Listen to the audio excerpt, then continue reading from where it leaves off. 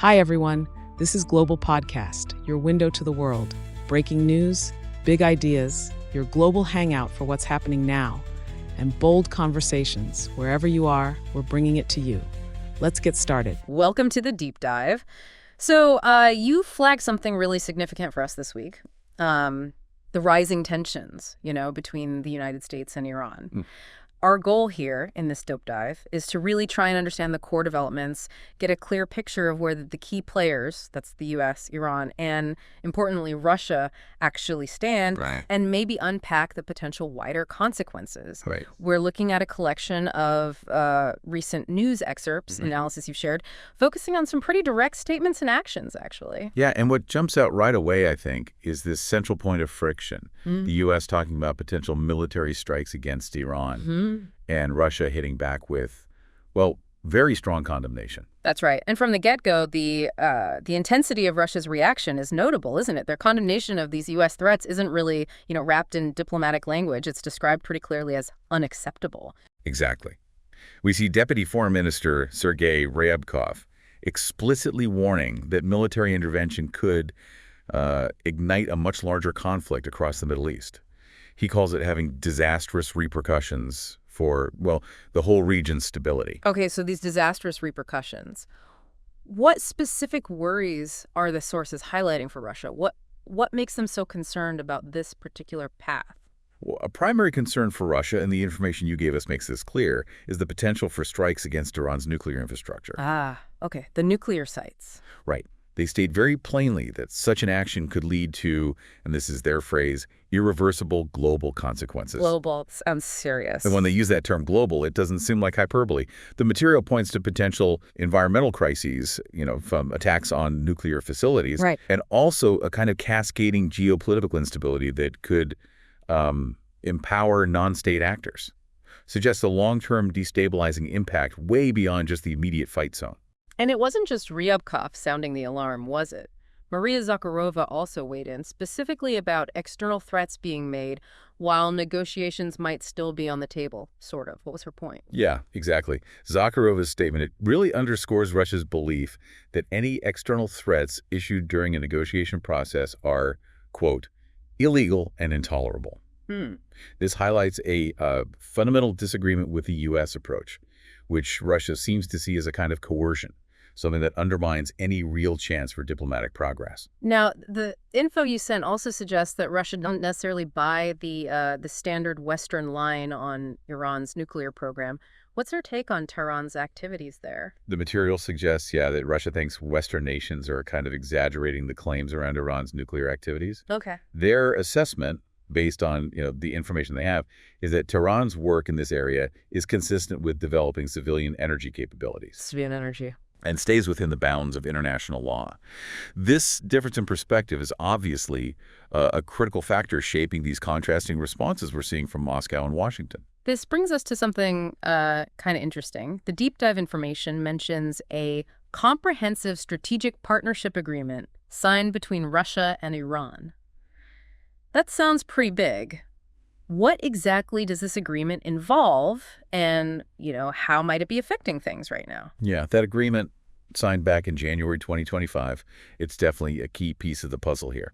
Now, the sources are clear that it does not set up mutual defense obligations. Okay, so not a military alliance. Right, not a military alliance in that classic sense.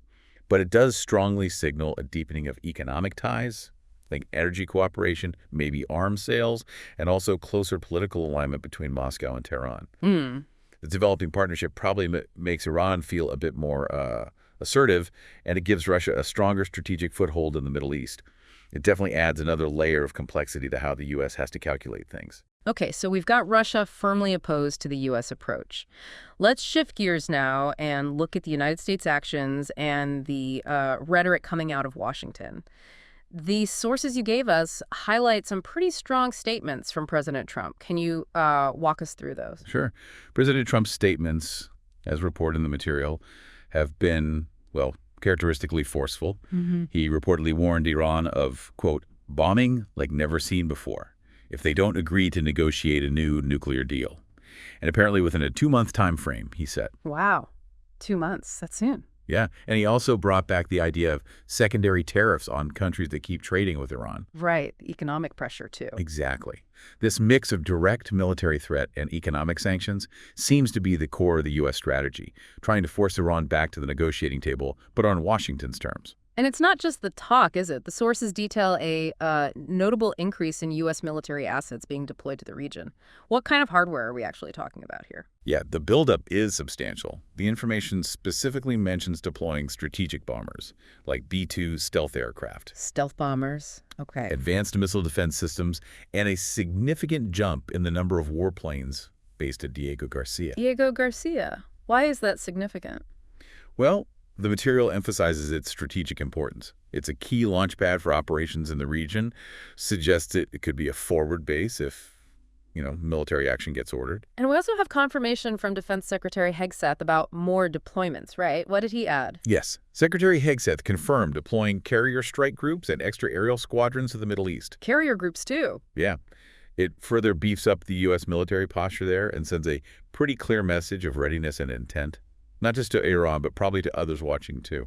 So the U.S. is clearly dialing up the pressure. How's Iran responding to all this? The threats, the show of force? Well, Iran's response, as the info suggests, it's been a firm no to direct talks under, what they see as President Trump's maximum pressure strategy. Ayatollah Ali Khamenei himself has publicly stated this. Right. But there's a subtle but maybe important point.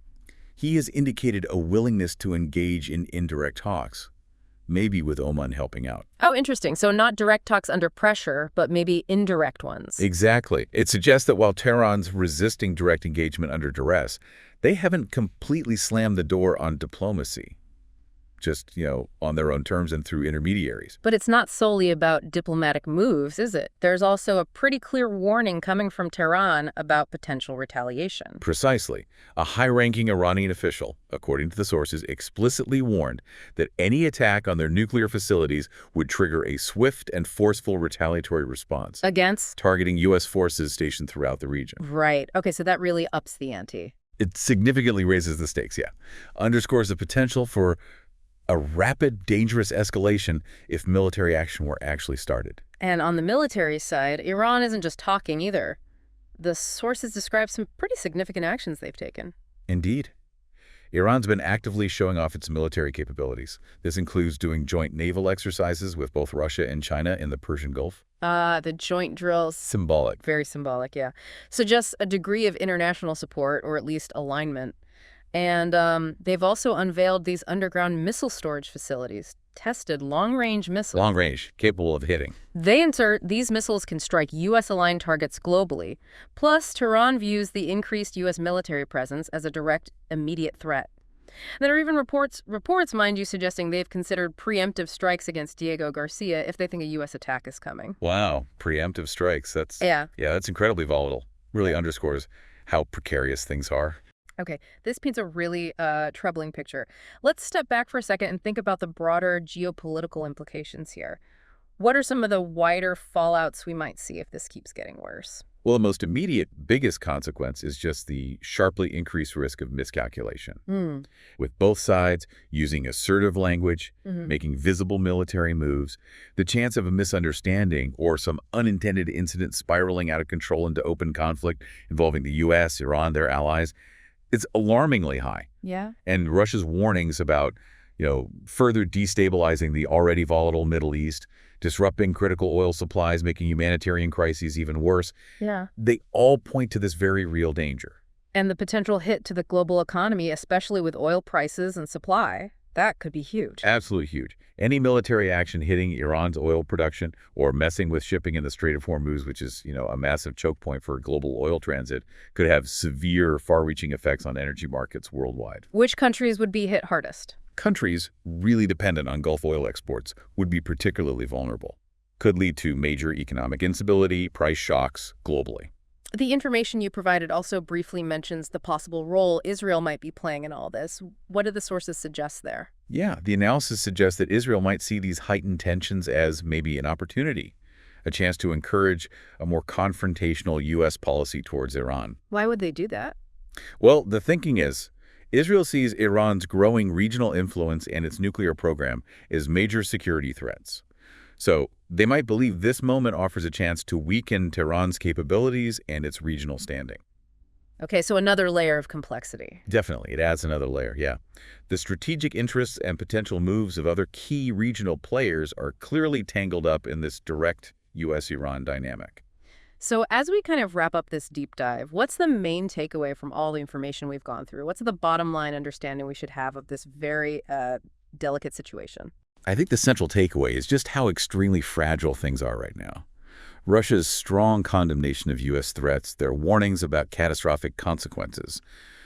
It reveals deep international splits on this. Right. At the same time, we see a clear lack of compromise, really, on the core issues from both the U.S. and Iran. Each side seems pretty dug in. Mm-hmm. And that combination creates a very high risk of escalation, whether it's deliberate or just through an accidental misstep. Well, diplomatic channels might still exist, maybe through Oman, like we mentioned, the huge geopolitical stakes involved. Yeah. Meaning the situation stays incredibly volatile and unpredictable. Okay. So for you, our listener, reflecting on this deep dive into these recent developments, what are the key things to keep front of mind? You've heard Russia's stark warnings. You've seen the military buildup on both sides. You understand Iran's firm stance against all this pressure, and you get the significant global risks now in play. Think about that really complex web of alliances, rivalries, shaping events. How something seemingly localized could trigger massive, far-reaching effects on energy, stability, international relations globally. Yeah. And maybe a final thought to mull over. Looking at this current path and considering the red lines everyone seems to have drawn, what scenarios do you see as most likely? Either escalating things further or maybe more hopefully de-escalating this super tense situation in the next few weeks, months. And, what role might other global players have that maybe wasn't spelled out in the info we looked at today? Definitely a lot to process. Thanks for taking this deep dive with us.